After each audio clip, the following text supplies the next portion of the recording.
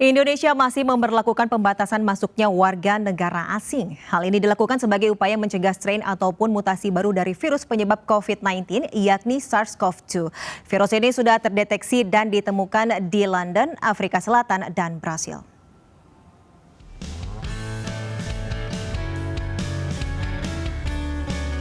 Pemerintah Indonesia masih melarang warga negara asing masuk ke Indonesia, terutama dari Inggris, Afrika Selatan, dan Brasil.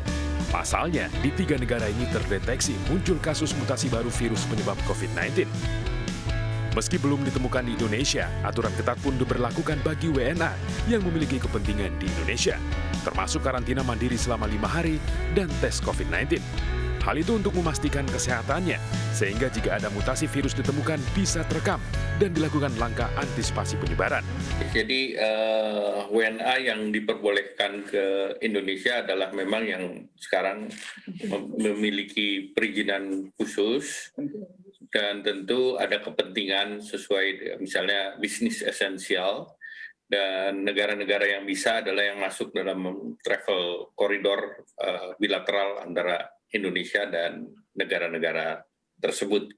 Sehingga kami diminta berkoordinasi oleh Pak Menko agar bisa membatasi atau juga secara lebih aktif mencek pergerakan yang berasal dari ketiga lokasi tersebut.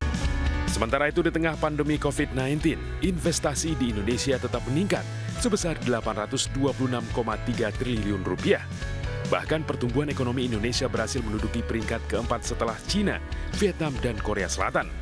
Dengan hasil ini, pemerintah pun optimis pertumbuhan ekonomi membaik di tahun 2021. Tim Liputan iNews melaporkan.